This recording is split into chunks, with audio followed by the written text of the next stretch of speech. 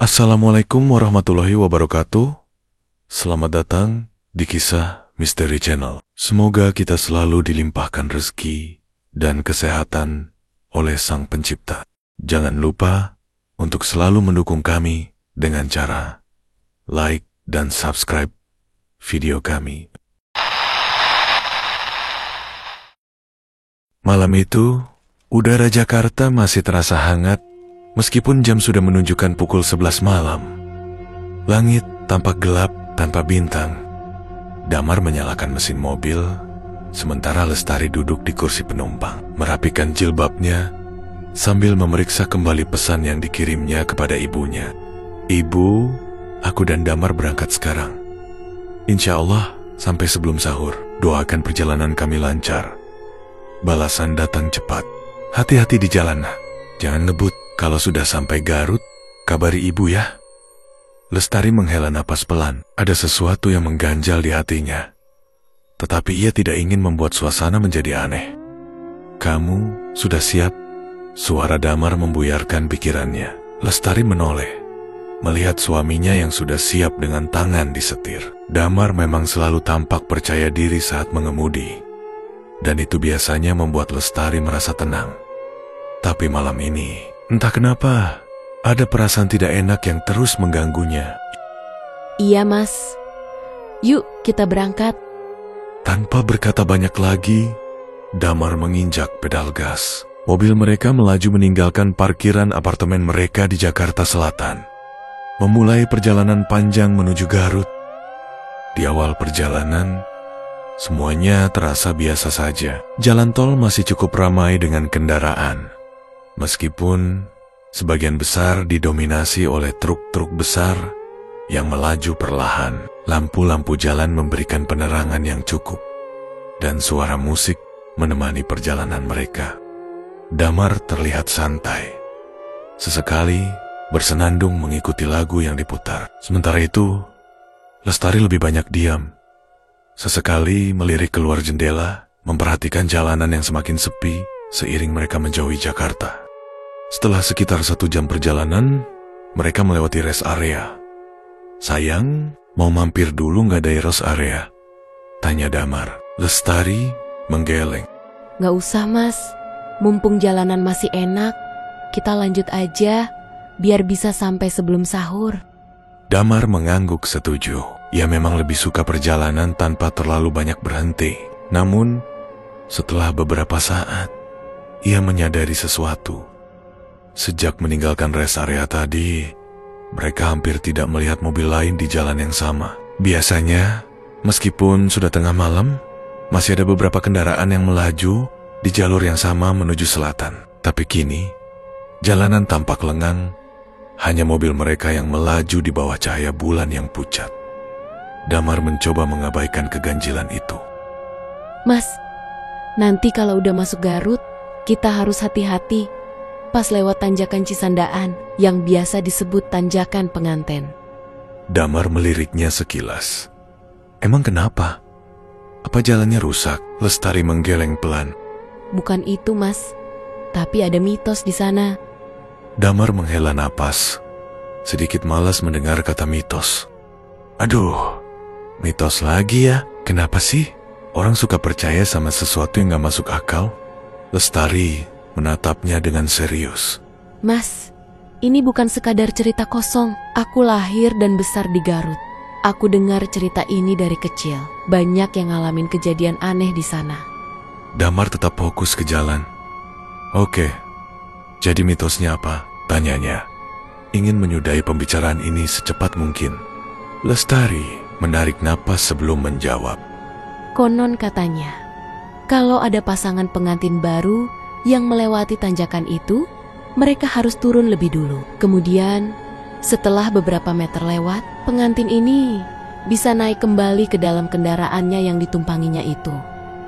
Kita kan baru menikah sekitar 2 bulan, mas. Damar tertawa kecil. Terus kalau nggak turun emangnya kenapa?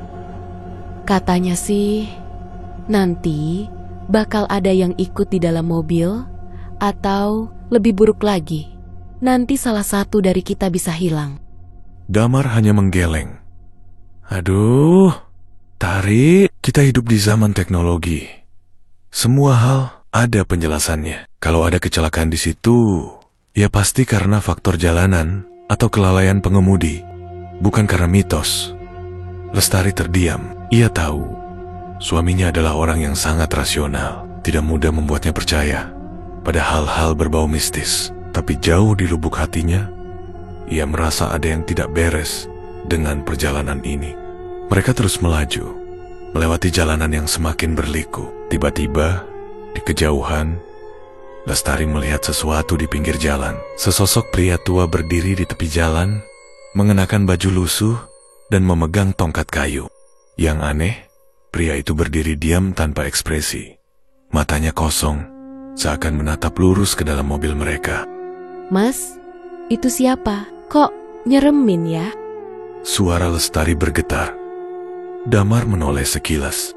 Ah, mungkin orang habis jalan kaki dari masjid atau pemulung. Lestari menggigit bibirnya. Hatinya berkata lain. Saat mobil melintas tepat di samping pria tua itu, Lestari bisa melihat wajahnya lebih jelas. Kulitnya pucat, hampir kebiruan, dan bibirnya bergerak-gerak seolah sedang berbisik sesuatu. Detik berikutnya, pria tua itu mengangkat satu jari ke arah mereka. Lestari tersentak. Tubuhnya langsung merinding. Mas, dia nunjuk ke kita. Ngapain itu? Damar yang tidak melihat kejadian aneh itu hanya mengerutkan dahi. Tari, kamu kenapa sih? Itu cuma orang tua biasa. Tiba-tiba, sesuatu menghantam bagian belakang mobil mereka. Damar refleks menginjak rem, membuat mobil sedikit terguncang. Ia langsung melihat ke kaca spion, tetapi jalan di belakang mereka kosong. Tidak ada mobil, tidak ada motor, tidak ada siapa-siapa. Lalu, Lestari berbicara dengan nada serius. Mas, kita harus cepat pergi dari sini. Damar masih berusaha menenangkan diri. Jantungnya berdebar cepat. Tapi ia tetap mencoba berpikir logis. Dengan tangan sedikit gemetar, ia kembali menekan pedal gas, melanjutkan perjalanan. Tapi kejadian itu belum berakhir. Saat mereka kembali melaju, tiba-tiba radio di dalam mobil menyala sendiri. Suara statis memenuhi kabin mobil, diikuti oleh suara lirih seperti seseorang yang berbisik dari kejauhan. Turun, atau dia akan ikut aku. Damar langsung mematikan radio dengan kasar. Tangannya kini mulai berkeringat. Lestari memegang tangan suaminya. Mas, nanti pas di tanjakan penganten, tolong percaya sama aku. Aku mohon. Damar terdiam, akhirnya mulai merasa ada sesuatu yang tidak beres. Di luar sana, jalanan semakin gelap. Pepohonan di tepi jalan tampak berayun perlahan, seakan ada yang mengawasi dari balik kegelapan. Mereka belum sampai di tanjakan penganten, tapi teror sudah mulai menghantui mereka. Suasana dalam mobil masih tegang. Lestari duduk dengan tubuh kaku.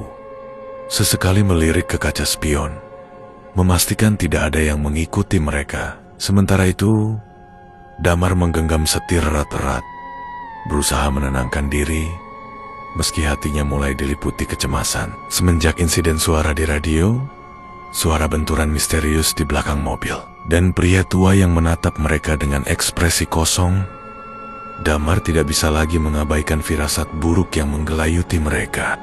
Mobil terus melaju melewati jalanan yang semakin sepi. Tidak ada kendaraan lain di depan maupun di belakang mereka. Jalanan yang tadi cukup lebar kini mulai menyempit, berganti dengan rute berkelok yang diapit oleh hutan lebat di kedua sisi. Lestari akhirnya memberanikan diri berbicara. Mas, sebentar lagi kita sampai di tanjakan itu. Suaranya nyaris berbisik. Damar melirik speedometer. Waktu menunjukkan jam 2:50 pagi. Jika sesuai perhitungan, mereka seharusnya tiba di rumah sebelum pukul 4 untuk sahur. Namun, dengan kejadian aneh yang terus berdatangan, ia mulai ragu apakah perjalanan ini benar-benar akan berakhir dengan selamat. Lestari menelan ludah, mengumpulkan keberanian sebelum berkata lagi. Mas, aku mohon, Tolong berhenti sebelum tanjakan, biarkan aku turun. Aku akan jalan kaki, cuman beberapa meter aja aku jalan. Mas nanti ngikutin aku pakai mobil pelan-pelan. Damar menggeleng keras. Kita sudah bahas ini tadi. Itu cuma mitos. Mas, aku nggak main-main. Ini bukan cuma mitos, sudah banyak yang kena akibatnya. Aku nggak mau sesuatu terjadi sama kita. Damar tampak kesal. Ini udah tengah malam. Kamu pikir aku tega ngebolehin kamu jalan kaki sendirian di tengah hutan begini? Justru karena ini tengah malam, kita harus lebih waspada. Kalau kita nekat, sesuatu bisa terjadi. Damar mencoba mengendalikan emosi. Ia tahu Lestari ketakutan. Tapi menurutnya, ini terlalu berlebihan. Tari, kita udah sejauh ini. Nggak mungkin aku biarin kamu jalan kaki sendiri. Udah, percaya sama aku. Semua bakal baik-baik aja. Lestari memejamkan mata, mencoba menahan air matanya. Ia tahu Damar keras kepala. Tidak ada gunanya berdebat lagi. Mereka pun terus melaju. Beberapa menit kemudian, mereka akhirnya sampai di kaki tanjakan penganten. Jalanan mulai menanjak dengan kemiringan yang cukup curam. Pepohonan di sekitarnya menjulang tinggi, membentuk bayangan gelap yang menutupi sebagian besar pencahayaan dari langit. Damar memperlambat laju mobilnya, bukan karena takut, tapi karena tanjakan ini memang cukup sulit dilalui. Ia harus memastikan mobil bisa melaju stabil. Lestari semakin mencengkram ujung jilbabnya. Matanya terus mengamati sekeliling. Udara di dalam mobil tiba-tiba berubah. Dari yang awalnya sejuk, kini menjadi dingin menusuk tulang. Mas, kenapa ya? Kok tiba-tiba jadi dingin banget ya?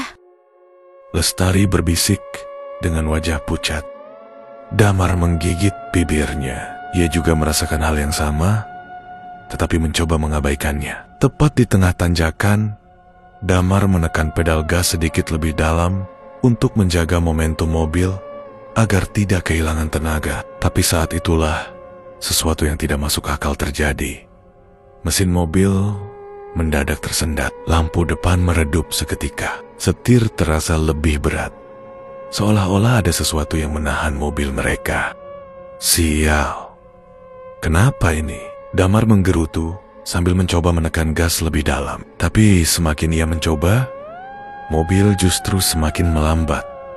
Dan kemudian, mobil berhenti total di tengah tanjakan. Damar mencoba menyalakan ulang mesin. Tidak ada respons. Semua panel di dashboard mati. Bahkan, lampu hazard pun tidak bisa menyala. Lestari mencengkram lengan suaminya dengan erat. Mas, tolong kita turun aja dulu. Kita ikutin apa kata mitos itu. Damar masih mencoba menyalakan mobil, namun gagal. Saat itulah ia menyadari sesuatu yang membuat darahnya berdesir. Jalanan di depan mereka mulai berkabut. Kabut itu tidak seperti kabut biasa, bentuknya berputar-putar, seperti asap yang hidup, menari perlahan di tengah jalan, menutupi pandangan mereka. Lestari menutup mulutnya dan gemetar ketakutan. Damar menelan ludah, matanya menatap tajam ke depan. Jangan panik, Tari. Mungkin ini cuma kabut biasa. Namun, saat kabut itu semakin mendekat, mereka mulai melihat sesuatu di dalamnya. Siluet-siluet samar mulai bermunculan dari balik kabut. Pertama, hanya satu, lalu dua, kemudian semakin banyak. Sosok-sosok itu berdiri diam di pinggir jalan, menghadap ke arah mobil mereka. Mereka tampak seperti manusia, tapi tidak sepenuhnya. Matanya kosong, wajahnya pucat, beberapa memiliki ekspresi datar. Sementara yang lain tampak menangis tanpa suara. Lestari menutup mulutnya dengan tangan, menahan jeritan. Damar merasakan bulu kuduknya berdiri, tapi ia masih mencoba berpikir logis. Mungkin ini cuma ilusi. Mungkin aku kecapekan, gumamnya dalam hati. Tapi saat ia berkedip, sosok-sosok itu bergerak. Perlahan mereka mulai mendekat. Damar mencengkeram setir dengan tangan gemetar. Instingnya berkata bahwa mereka harus keluar dari sini secepat mungkin. Tapi bagaimana caranya? Mobil tidak bisa dinyalakan dan mereka terjebak di tengah tanjakan. Lestari mulai menangis pelan. Damar menatap istrinya, lalu menatap ke depan. Siluet-siluet itu semakin dekat. Saat itu juga, suara aneh mulai terdengar. Bukan suara jangkrik, bukan suara angin, tapi suara bisikan pelan, samar, tapi jelas terdengar di telinga mereka.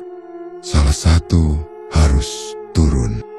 Lestari semakin panik. Ia meraih tangan Damar dan mengguncangnya dengan keras. Mas, kita nggak bisa di sini. Kita harus keluar. Damar mencoba mengatur napas. Ia harus tetap berpikir jernih, tapi sebelum ia bisa memutuskan sesuatu yang jauh lebih menyeramkan terjadi. Tiba-tiba, kaca belakang mobil mereka mulai berembun. Di antara embun yang muncul di kaca, perlahan terlihat sebuah jejak tangan. Seseorang atau sesuatu sedang menyentuh kaca mobil mereka dari luar. Dan jejak itu semakin banyak. Kini ada puluhan jejak tangan yang muncul di seluruh bagian mobil mereka. Seakan mereka dikelilingi oleh sesuatu yang tidak kasat mata. Lestari akhirnya menjerit. Dengan tangan gemetar, ia mencoba menyalakan mesin mobil untuk terakhir kalinya. Jika tidak berhasil, mereka benar-benar dalam bahaya. Damar menekan tombol starter berulang kali. Jari-jarinya gemetar di atas kunci kontak. Mesin mobil tetap tidak mau menyala.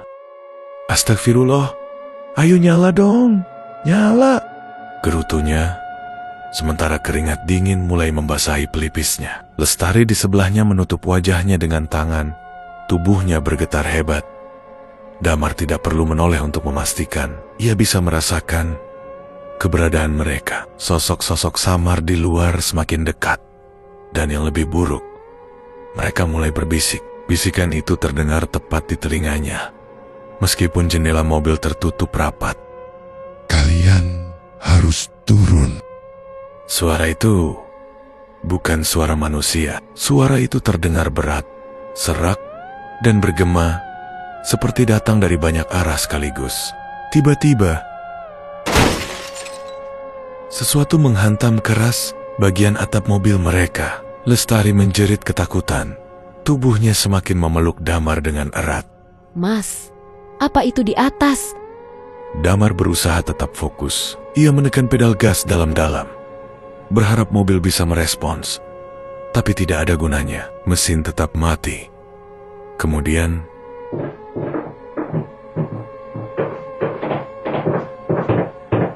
suara langkah kaki bergema di atas mobil mereka. Langkah itu bergerak perlahan, seperti ada seseorang yang sedang berjalan mondar-mandir di atap. Tidak hanya satu, tapi ada banyak yang berjalan. Damar bisa merasakan tekanan di langit-langit mobil, seolah-olah beberapa makhluk sedang berjongkok di atas, mengintai mereka. Dan saat itulah, sesuatu yang lebih mengerikan terjadi. Jejak tangan di kaca mulai bergerak. Tadinya hanya diam. Kini jejak-jejak itu mulai menggores kaca dengan gerakan kasar, seperti kuku panjang yang menggaruk dengan penuh kemarahan. Suara lidah dijentikkan yang terdengar dari dalam mobil. Damar dan Lestari membeku. Mereka tahu suara itu tidak berasal dari mereka berdua. Lambat laun, kaca depan mulai berembun. Dari tengah embun itu, perlahan muncul sebuah wajah. Wajah tersebut adalah wajah seorang wanita. Tapi wajah itu tidak normal. Matanya hitam pekat, kosong tanpa bola mata. Kulitnya pucat kehijauan dengan bibir yang membiru. Rambut panjangnya tergerai, basah, seperti baru keluar dari air. Mulutnya sedikit terbuka, lalu semakin lama semakin lebar, membentuk senyuman mengerikan. Damar terkesiap. Refleks menarik Lestari lebih dekat ke arahnya. "Jangan lihat! Jangan lihat!" katanya dengan panik, tapi terlambat. Lestari sudah lebih dulu menatap wajah itu, dan saat ia bertemu tatapan hitam pekat si wanita, tubuhnya langsung menegang. Matanya melebar, bibirnya bergetar. Kemudian, Lestari mulai tersenyum. Senyuman yang sama seperti makhluk di kaca depan. Senyuman mengerikan. Damar panik.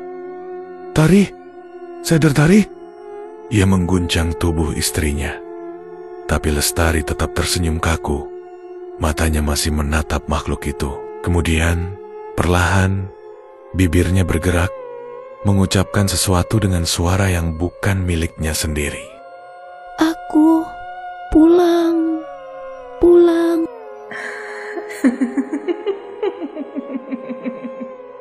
Damar merinding sekujur tubuh.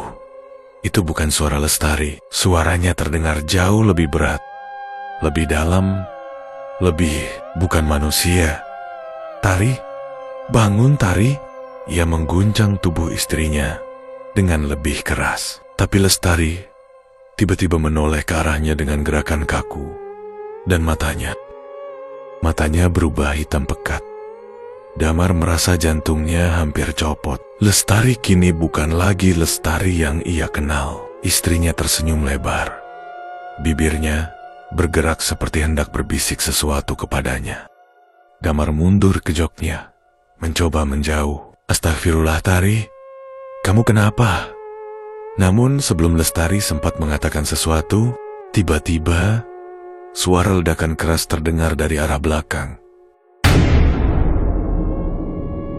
Damar menoleh dari kaca spion. Ia melihat sesuatu yang membuat darahnya nyaris berhenti mengalir. Sosok hitam besar berdiri di belakang mobil mereka. Tingginya lebih dari 2 meter. Dengan tubuh yang nyaris tak berbentuk. Seperti kabut yang menggumpal menjadi satu. Matanya merah menyala, bersinar di tengah kegelapan. Sosok itu tidak bergerak, hanya berdiri diam. Tapi kemudian sesuatu yang lebih buruk terjadi. Tangan hitam panjangnya mulai meraih mobil, seolah ingin menarik mereka keluar. Damar langsung menoleh ke depan. Sial, apapun yang terjadi, kita harus keluar dari sini. Dengan sisa keberanian yang ada, ia mencoba sekali lagi menyalakan mobil. Dan kali ini, mesin akhirnya menyala. Alhamdulillah, teriak Damar. Tapi Lestari masih dalam keadaan kerasukan. Matanya masih hitam pekat, bibirnya masih menyeringai aneh. Damar tidak punya pilihan lain. Ia mengangkat tangannya tinggi-tinggi dan dengan cepat menampar pipi Lestari sekuat tenaga. Lestari tersentak, matanya berkedip cepat. Dan saat itu juga Lestari kembali tersadar. Bola matanya sudah kembali normal. Lestari terengah-engah, kebingungan. Mas, aku kenapa? Damar tidak menjawab. Ia hanya menggenggam setir dengan erat dan menginjak pedal gas dalam-dalam. Ban berdecit di aspal saat mobil melaju menanjak dengan kecepatan penuh. Damar tidak peduli lagi dengan kondisi jalanan. Yang penting, mereka harus keluar dari sini. Saat mereka melaju, suara makhluk-makhluk itu semakin kencang. Turun! Kalian harus turun! Tapi mereka tidak menoleh. Damar terus memacu mobil secepat mungkin. Dan tepat ketika mereka mencapai ujung tanjakan, semua suara mendadak hilang. Kabut lenyap dalam sekejap. Mobil mereka kini melaju di jalanan biasa, dikelilingi oleh pepohonan yang tidak lagi tampak menyeramkan. Tidak ada suara bisikan, tidak ada jejak tangan di kaca, tidak ada sosok hitam tinggi di belakang mereka. Damar dan Lestari hanya bisa saling menatap, masih berusaha mencerna apa yang baru saja terjadi. Lestari mulai menangis dalam diam. Damar menggenggam tangannya erat. Kita selamat, Tari. Kita selamat. Tapi di dalam hati, dia tahu mereka belum benar-benar keluar dari bahaya. Suara mesin mobil masih menderu, menembus keheningan malam di jalanan yang kini terasa lebih terbuka. Tapi meskipun mereka sudah melewati tanjakan, Damar belum bisa bernapas lega. Tangannya masih menggenggam setir erat-erat. Sendinya memutih, jantungnya berdetak begitu kencang hingga terasa ingin meledak di dadanya. Di sampingnya, Lestari terisak pelan, bahunya bergetar, dan matanya terus menerawang ke kaca depan. Mas, kita benar-benar sudah selamat kan? Suaranya lirih, dipenuhi ketidakpastian. Damar melirik kaca spion sebentar.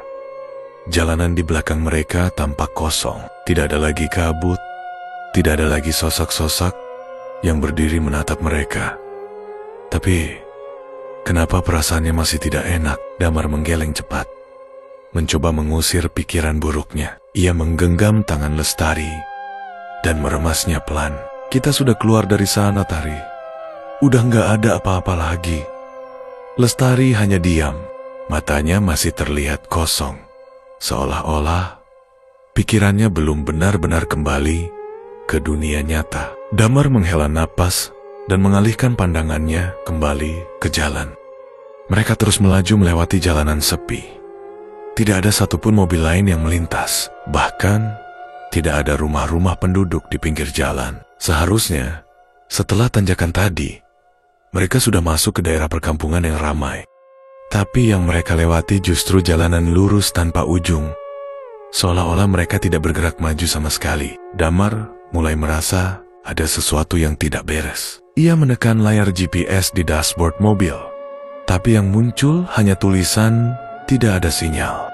Ia mencoba membuka peta di ponselnya, tapi hasilnya sama. Tidak ada jaringan. Ia menekan rem perlahan, membuat mobil melambat. Lestari akhirnya menoleh. Kenapa? Kok berhenti, Mas? Damar menggeleng. Matanya masih menatap jalan di depan. Coba lihat sekitar, Tari. Harusnya kita udah masuk daerah perkampungan, kan?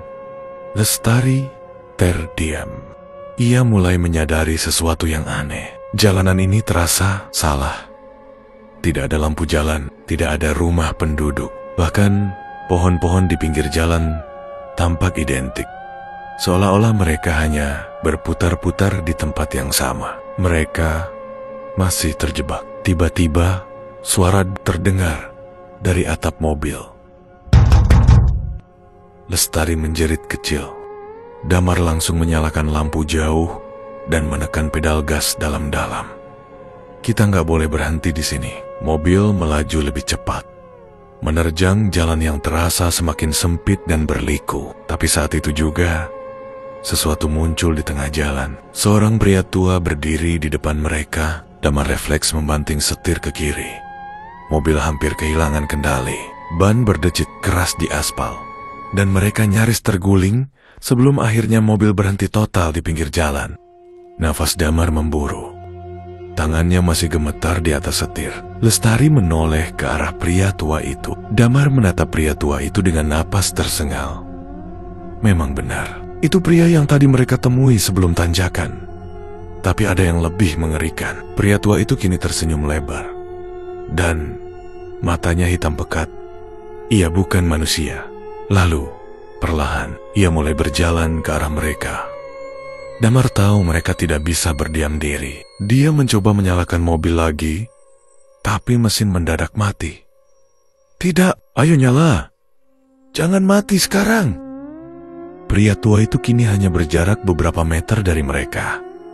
Lestari mulai menangis ketakutan. Damar menoleh ke belakang. Tidak ada jalan lain. Jika mereka keluar dari mobil, mereka akan berhadapan langsung dengan makhluk itu. Saat itu juga, sesuatu terjadi. Ketukan keras menggema dari bagasi belakang. Seolah-olah ada sesuatu di dalam bagasi yang ingin keluar. Lestari semakin panik. Mas, ada sesuatu di belakang kita. Damar terdiam sejenak sebelum akhirnya mengambil keputusan. Mereka harus keluar dari mobil. Jika mereka tetap di sini, mereka akan menjadi mangsa. Tari, pegang tanganku erat-erat. Jangan lepas apapun yang terjadi. Lestari mengangguk cepat. Damar membuka pintu mobil dengan gerakan cepat. Lestari ikut turun. Tubuhnya masih gemetar. Begitu mereka keluar, pria tua itu berhenti melangkah. Ia hanya berdiri di sana, menatap mereka dengan senyum mengerikan. Tapi sebelum Damar sempat bergerak, sesuatu yang lebih buruk terjadi. Bagasi mobil terbuka sendiri, dan dari dalamnya keluar sesosok perempuan dengan gaun pengantin putih kotor, wajahnya pucat, dan matanya kosong. Sosok itu berjalan keluar perlahan, rambutnya tergerai menutupi sebagian wajahnya. Lestari mencengkram lengan Damar erat-erat. Damar tidak bisa berkata-kata. Itu adalah pengantin perempuan. Makhluk itu menatap mereka dengan senyum miring yang menyeramkan. Lalu, ia berbicara dengan suara yang berat. Kalian tidak boleh pergi. Salah satu harus tinggal. Damar dan Lestari mundur perlahan. Makhluk itu semakin mendekat. Dan tiba-tiba, pria tua itu berlari ke arah mereka. Damar meraih tangan Lestari dan berteriak, "Lari!" Mereka berdua langsung berlari ke arah hutan, meninggalkan mobil di belakang. Mereka tidak tahu kemana harus pergi. Yang mereka tahu, jika mereka tidak melawan, mereka akan mati. Hutan di depan mereka tampak seperti jurang kegelapan yang tidak berujung. Damar dan Lestari berlari tanpa henti. Napas mereka memburu. Dada mereka terasa seperti akan meledak. Di belakang, suara langkah-langkah berat masih mengikuti mereka. Damar, mereka masih mengejar. Suara Lestari hampir tidak terdengar karena tangisannya.